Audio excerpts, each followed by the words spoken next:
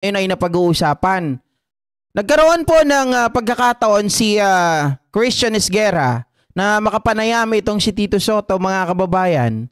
At naku po, hindi man sinabi or hindi man sinambit diretsahan nitong si Tito Sotto, mga kababayan, mga ka-GPnatics, ay pawang itong si Taberna ay naninira lamang at pinopropaganda itong si Risa Ontiveros sa paglalabas po ng mga nasabing resibo di umano na hindi raw alam ni Sotto paano nakarating dito kay Anthony Taberna. Taberna, saan kaya nanggaling yan? Kay Marcoleta, Kuya Aimee, kanino? Halina, pakinggan natin, mga ka-GP. Dito na pala yung anak kong pangit.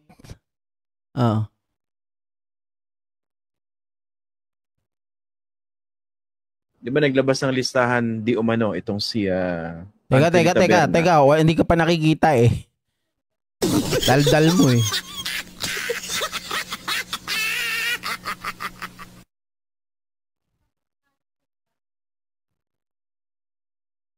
Teka guys yun, kaya pala hindi lumalabas eh. Di ba naglabas ng listahan di umano itong si Anthony Taberna na si Risa daw nasa I think 3 billion daw yung insertions. Okay. Ganito yun. I don't know what those items are. But I can guarantee you, if they were done before the BICAM, on second reading, amendments yun. Individual amendments or institutional amendments, no matter how big it is. Ganun yun eh. Or no matter how small it is. Pero oras na nilagay niya sa BICAM, insertion yun. Then, talagang pwede siyang sabihan na, si Risa may insertion. Ang problema, hindi pumirma si Risa sa BICAM eh. Yun nga eh. Hindi siya pumirma sa BICAM, hindi siya umattend ng BICAM eh. Paano makakapag-insert doon? So, ilagay sa lugar. Ligay sa lugar. Mga kababayan, ang pinupunto ni Tito Sotto, hindi pumirma sa BICAM, hindi pumunta sa BICAM.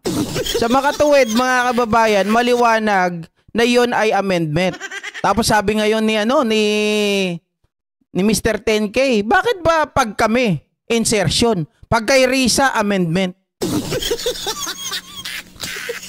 'Di ba? Pag kay Risa amendment, pag sa amin insertion. Parang kami ang lumalabas na masama dito eh, sabi niya. Yari ka! Bakit ganon? Hindi ata patas. Eto mga kababayan, i-emphasize lang natin, kaya kinuha ko yung clip lang. Diba? Yung clip lang ang kinuha ko dito kasi doon ini-emphasize na kung saan po itong ginagawa ni Anthony Taberna ay parang nagbibigay po, nagke-create po ng pagkakahati-hati at nagagamit ito ng mga bugok na DDS. Dahil hindi nila alam yung legal din naman yung insertion. Mga kababayan, legal din yung insertion. Kaya lang, nagkaroon na yan ng pangit na imahe eh. 'Di ba? Nagkaroon na yan ng pangit na imahe.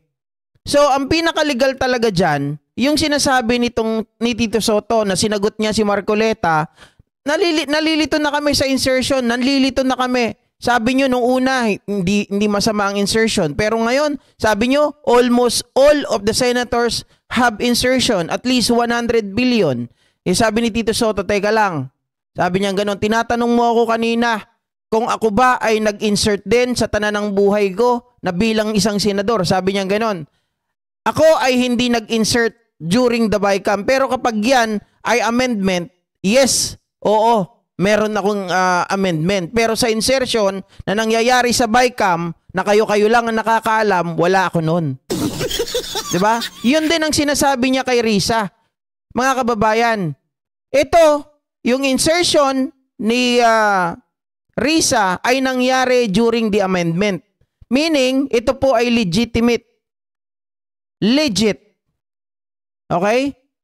Legit po yon mga kababayan. Legitimate. Legit yon na ginawa. Na ang lahat ng mga senador ay nandoon, nakaharap, nagdedebate sila, nagbobotohan. At itong mga ito mga ka-GPnatics, ay open. 'Di ba? Open. Hindi po ito tinago. Hindi po ito na biglang-bigla na lang na parang magic. It's magic. Oh. 'Di ba? Yung sa BICAM, yun po yung tinatawag na insertion. Kasi ito yung mga pinakiusap, ito yung alam naman natin na biglang umusbong, nanggaling lang sa tissue paper, sinasama. Dahil nga, during the BICAM at yung BICAM, meron pang small committee. Sa small committee, 4 na lang sila doon. 'Di ba? Si Grace po, si Escudero, Saldico, mga kababayan, at si Speaker Martin. Pero wala si Speaker Martin doon, si Saldico lang, hindi rin umaten si Grace po, si sino na lang ang natira? Escudero, Saldico. Pero, ang sinasabi nila, si Martin daw ang gumalaw. Paano gagalawin ni Martin? Kung wala si Martin doon, may kapangyarihan ba si Martin na gumalaw, magpagalaw? Kahit wala siya doon? Sasabihin ng iba, meron. Si Saldico, ang representative niya. Mga kababayan, may katibayan ba kayo na si Saldico ay inutusan ni Martin? Hindi naman gagalaw yan kung hindi inutusan ni Martin, kung walang taong nasa likod niya na mas mataas sa kanya. Yun ang patunayan ninyo. Diba? The burden of proof is in your hands. Patunayan nyo ngayon kung may kapangyarihan ba. Pero kung literal na kapangyarihan yan, imposible mga kababayan kung pinag-uusap literal na kapangyarihan, mapapagalaw mo ba yung isang bagay? Ano yun? Merong Professor X o kaya si Magneto, napapagalaw yung isang bagay kahit wala siya doon. Oh. Diba? Mga kababayan, ganun ba? Kasi napaka-imposible eh. Pero yung nandun na nakapirma, kasama pa sa small committee, anak ng putik, dakdak ng dakdak. Eh dito, mga kababayan, kumukuha pa sila ngayon. Ang ginagamit ni Anthony Taberna ay yung insertion daw is amendment din, sabi ni Franklin Drilon. Ginugulo nila yung tao. Eh maliwanag na nga itong sinasabi ni Tito Soto eh. Okay? Mga kababayan, may insertion sa amendment. May insertion dun sa BICAM. So sino ang legit? Yun lang yun. You can use either one of the two, 'di ba? You can use the word insertion during the amendment or the second reading. You can use as well the insertion during the BICAM. So, there are good and bad insertion. 'Di ba? Mga kababayan, yun dapat. Siguro naman si Anthony Taberna, ang tagal-tagal ng broadcaster, ang tagal-tagal ng anchor. Hindi mo pa rin naiintindihan? Yung dalawang yun, gusto mo pagbanggain pa, gusto mo paghaluin pa, i-jumble mo pa para yung utak ng tao magulo rin? Oh. Diba, Mama Maribig Giray, magkaiba talaga ang insertion sa amendments, tapos insertion sa BICAM. Kasi yung sa BICAM, mga kababayan, Pangulo nga, naguguluhan. Teka lang ha. Ito ba yung pinirmahan ko? Hindi niya na makilala yung gaay. Oh, hindi niya na makilala. Ito ba yung pinirmahan ko? Bakit iba na yung mga nakalagay dito? Kasi nga, dinoktor na. Nabalitaan ko yan, Winnie Artos. Nabalitaan ko yan. Meron daw bagong lalabas na testigo na dating tao di umano ni Saldico na binabanggit daw di umano ni Guteza. Ang tanong, nasa na si Guteza? Di ba? Pero naliligaw tayo mga kababayan ha. Ang usapin na ito, dapat si Risa Ontiveros pwede bang sampahan ng kaso si Tunying? Kasi maliwanag na talagang ginugulo nila Maliwanag na talagang merong, parang feeling ko merong taong nasa likod ni Risa Ontiveros para guluhin. Alam mo ang ginugulo nila? Inaatake nila ang majority, para sirain ang pamumuno ni Tito Soto. Para mabawasan ang credibility ng pamumuno ni Tito Soto.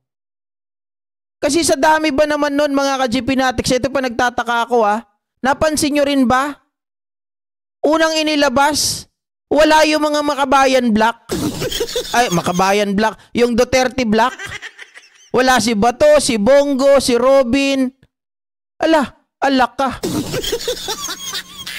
Samantala, sa bagay, GP baka naman kasi wala talaga si Bongo doon. Dahil, baka yung sa kanya dahil naisama na kay Escudero. Hindi, pero dapat, sabi nga, almost all. Diba? Almost all of the 19 Congress senators have insertion. At least 100 billion. Sabi ni Marisa Sunokawa, Mix TV, noon pa wala akong tiwala dyan sa tunying na yan. Solid DDS po yan. Kaya lang, kasi, Marisa Sunokawa at Mix TV, dati kasi, alam nyo, feeling ko, friend din kasi ito ng mga ni FL Lisa dati, di ba? Kaya ganun. Pero, alam ko talaga, siyempre, INC, sino pa bang kakampihan mo? Di ba? Mamaya ba punsalaan, shoutout po. Sabi ni Tita Sarcastica, for me, ang kasalanan lang ni Kong Martin dyan, sa Bicam nagtiwala siya kay Cheese at Saldico. Ako, hindi ko naman sinasabi na malinis si Martin. Di ba? Pero, mga kababayan, sa nakikita ko ngayon, kay Martin na he is not a flightrist. Hindi po siya tumatakas, nandito lang siya. Tapos kapag pinatawag siya ng ICI, pupunta ka agad. Masasabi ko na tiwala sa sarili si Martin na wala siyang ginawang kalokohan. It could be possible, mga kababayan, that his name was being utilized. Diba? Maaring nagagamit lang din ang pangalan niya nung mga nasa baba niya. At alam naman natin noon pa may kalakaran na yan si Saldico eh. Nung panahon na nandun pa yan sa baluarte ng mga Duterte. Lumipat lang naman yan nung panahon na nagpalit na ng gobyerno eh. Nagpaiwan siya. Dati yan kasama rin nila Ungab. Mga kababayan. Diba?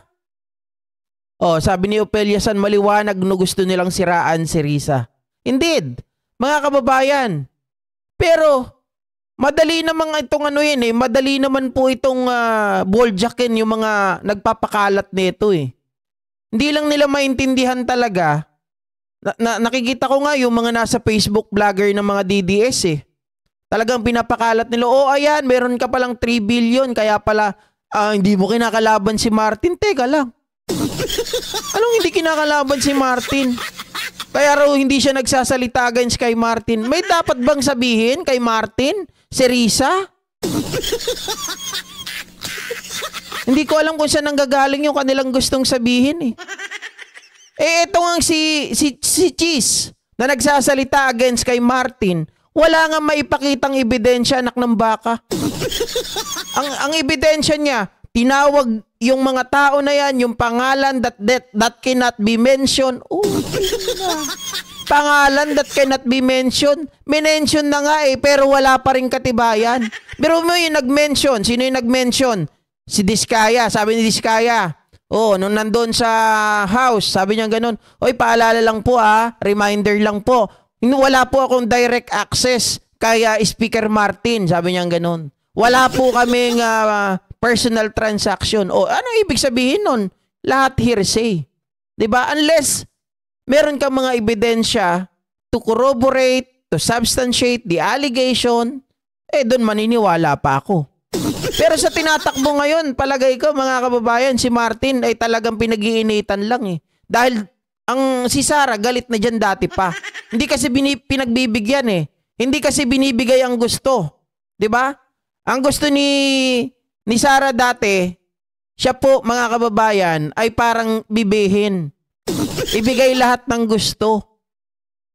'Di ba? Pero nung hindi po niya nakukuha ang gusto niya, doon siya galit na galit kay Speaker Martin. At alam ko yung pag-atake ngayon ay kasama lamang yun. Kita nyo wala naman sa usapin, pati yung sa impeachment trial, siya daw, dito raw, kagagawan daw ito, utak daw si Martin, sabi ni Escudero.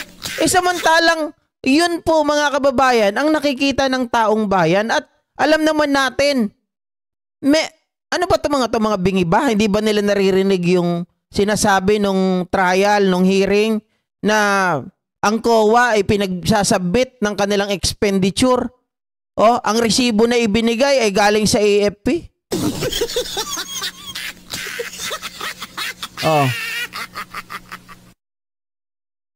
Walang ba, nagtataka kayo, ako, isang abogado, tapos, mga kababayan, naniniwala doon sa mga tao o pinaniniwalaan niya yung mismong tao, yung tao nga na nagbanggit sa pangalan ni Martin ay sabi niya wala siyang personal knowledge, wala siyang personal transaction, wala po siyang access directly kay speaker.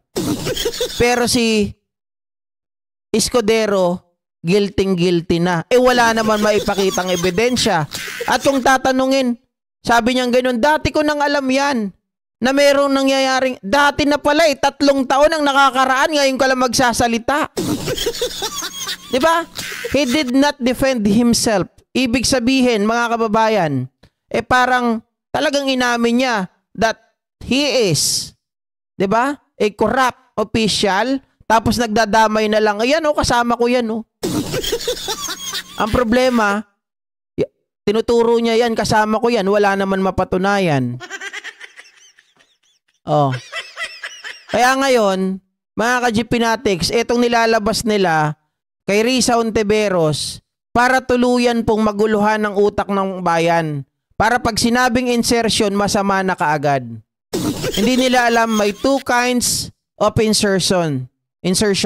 Insertion in the BICAM, insertion in the during the amendment, 'di ba?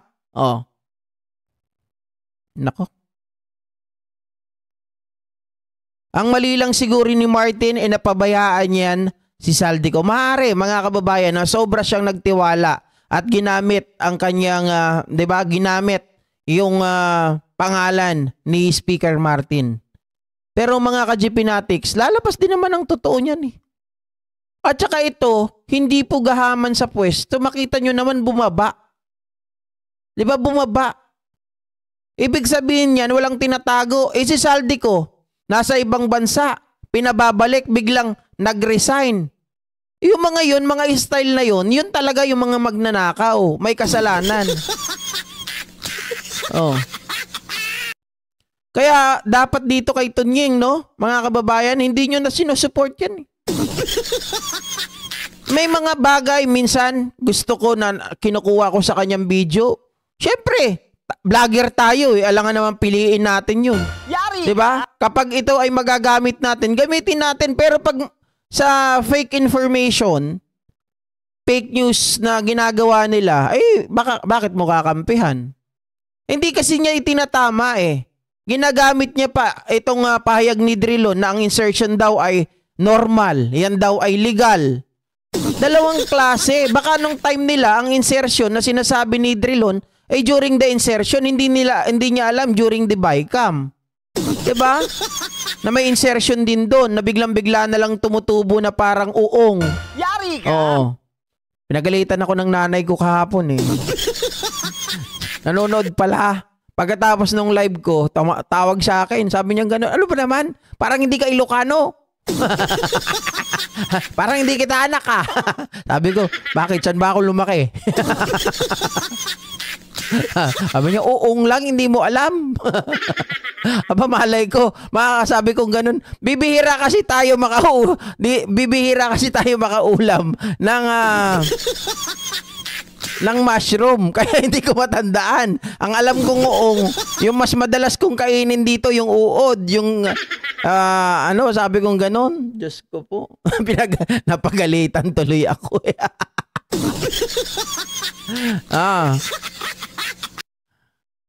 Sabi ni Ma'am Luz Biminda, JNK, nagchismis si Katunying o nagbidalang? Palagay ko nautusan. Nautusan. Diba? Palagay ko nautusan. Alam nyo, number one, ano yan eh, parang, mga kababayan, meron kayo makikita mga video dyan pag napanood ninyo, na sabi ni Tunying sinisiraan daw siya ng mga trolls ni Risa. Sinisiraan? Oo. Hi, BMB Mama Love. Shoutout po sa inyo. Hindi totoo yun kahapon. Sabi ng nanay ko ano ba namang bata ka? Mali-mali naman sinasabi mo. Sabi ko, bakit dito ano ba tawag niyang uong? 'Di ba? Ano ba tawag sa mushroom dito? 'Di ba uong sa sa Aurora kung ganon. Sabi ni Opelia San bayaran si Tunying. Tunying ang troliling bogo. GP Balong, talagang sisirain nila ngayon palang si Risa Ontiveros dahil nagsalita na siya na tatakbo siya sa pagka-presidente sa 2028 election. Ayun. Kaya naman pala. Kaya pinipilit na warakin, mga kababayan, dahil tatakbo naman pala si Risa Ontiveros sa 2028.